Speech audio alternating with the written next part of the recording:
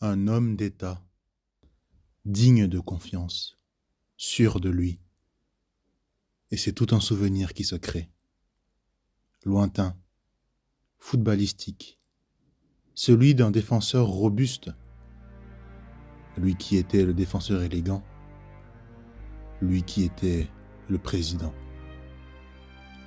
Cette Madeleine de Proust, cette Madeleine de foot, je la dédie à Blanc, Laurent Blanc.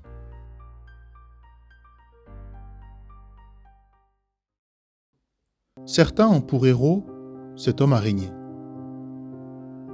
cette femme inarrêtable, cette ligue de justiciers. Lui, c'était le héros de Laurent Blanc. C'était le papa de Laurent Blanc. Joueur de l'équipe première de l'AS Rousson, Gilbert Blanc est un modèle pour son fils cadet. Ce dernier, admiratif, intègre le club de son papa dans la section des débutants au poste d'attaquant. Parce que c'est un petit club de village, l'AS Rousson ne dispose pas de section minime et voit Laurent Blanc se déployer sous une autre couleur, celle de l'OAC, l'Olympique d'Alès en Cévennes. Fatigué par 3 entraînements par semaine, le jeune Laurent deviendra malgré tout le leader de l'équipe grâce au fait qu'il fasse gagner des matchs à lui tout seul. En minime 2, Laurent Blanc inscrira par exemple 42 buts, dont 30 uniquement de la tête. C'est donc l'heure des sollicitations, étape naturelle du cycle d'un crack de sa trempe qui s'apprête à devenir professionnel. Le Racing Club de Strasbourg fait le forcing au travers de Raymond Hilde, mais l'Alsace est trop loin de son village natal.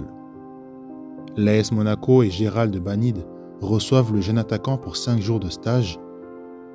Jugé trop chétif, il ne sera pas conservé. Tout se joue entre Nîmes et Montpellier.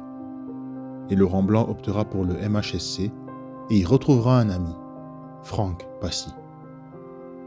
Désormais sélectionné en équipe de France junior, sa stature change complètement. Et je parle aussi de stature physique.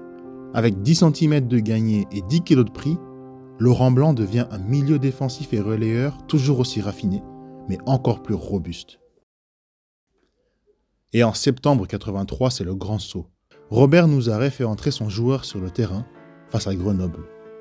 En Division 2, Laurent Blanc effectue ses premiers pas chez les professionnels. Un groupe qui l'aidera à maintenir dans les premières places chaque année, jusqu'à cette saison 86-87, dans laquelle il finira avec 18 buts et un titre de champion de Division 2. Non mais attendez, 18 buts quoi. Exactement le même nombre de goals cette saison que son équipier, une certaine grosse star nommée Roger Mila. Ouais, ça vous montre la dinguerie de l'exploit. Mais la Division 1, c'est un autre monde. Michel Mézy le sait plus que bien. Le manager général montpelliérain va demander à Laurent Blanc de devenir plus professionnel. Alors action-réaction. Entraînement, musculation, régime alimentaire.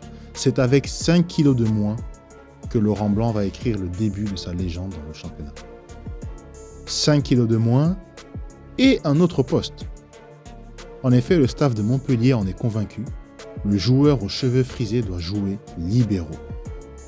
D'abord très réticent, Laurent Blanc se plie à la demande et c'est un succès unanime. D'autant plus qu'entre-temps, Laurent Blanc n'est plus vraiment Laurent Blanc, parce qu'il devient un des meilleurs libéraux au monde, parce qu'il gagne sa place en équipe de France et qu'il finit parmi les meilleurs buteurs de son championnat avec 14 buts, Laurent Blanc devient l'un des meilleurs libéraux de tous les temps. Le chef raffiné, capable de tout faire sur un terrain. Alors bien sûr, le président Louis Nicolin ne peut pas le garder indéfiniment face aux offres gargantuesques de l'étranger, et le regagnant sera l'Italie. Et voilà Laurent Blanc, parti pour le club de Naples. Mais c'est la galère dans la botte. Malgré 31 matchs et 6 buts, Laurent Blanc ne se sent pas valorisé. Il retourne en France, à Nîmes, dans son département du Gard, et le club encaisse 66 goals et descend en Division 2. L'OM, fraîchement champion d'Europe, lui avait promis de le faire venir, mais change finalement d'avis et le laisse sur le carreau. Finalement, le libéro atterrit à Saint-Étienne et retrouve de suite des couleurs. Sa deuxième saison verte sera irréelle. 13 buts dans une équipe qui pourtant aurait dû descendre. Mais heureusement, cette année-là, la Ligue maintient l'OM en Division 2 suite à son affaire de corruption. Face à tout ça, un entraîneur légendaire garde un œil attentif. Giroud. Le coach ira même jusque dans le Vaucluse pour signer son nouveau défenseur et manger avec lui la même soirée. Son passage à Auxerre démarre mal, 4 mois de blessure, mais Giroud croit en lui. Et quand Giroud croit en vous, tous les miracles sont possibles. Laurent Blanc devient un acteur majeur de l'exploit retentissant. Non seulement Auxerre gagne la Coupe de France, mais le club gagne aussi le championnat. Le revoilà roi des défenses. Et le revoilà reparti à nouveau à l'étranger. Bah oui, parce que le Barça lui fait des charmes, mais son aventure catalane n'est pas une réussite. Or, la Coupe du Monde 98 arrive. Pour Laurent Blanc, il faut éviter les risques. Il revient donc en France dans l'un des clubs les plus mythiques. Marseille. Ça passe ou ça casse. Le mondial approche. Marcel Desailly est en avance dans la hiérarchie de la sélection. Franck Leboeuf aussi. Laurent Blanc n'a pas le droit à l'erreur. Propulsé capitaine, le libéro va briller sous la houlette de Roland Courbis.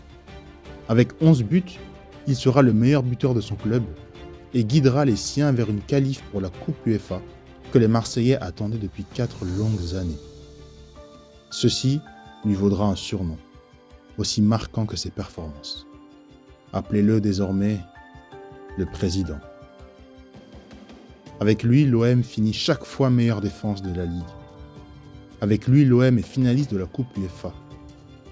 Champion du monde et d'Europe avec la France, Laurent Blanc devient une icône vivante. Sauf que Courbis ne compte plus sur lui préférant Eduardo Berizzo, un nouveau transfuge. Une décision qui fait vrombir les supporters au point que Laurent Blanc himself doit convoquer une conférence de presse pour jurer qu'il était innocent. Lui qui comptait finir sa carrière à la Canebière. Mais sa légende ne s'arrête pas là. Parce que Laurent Blanc, le joueur, n'effacera jamais Laurent Blanc, l'entraîneur.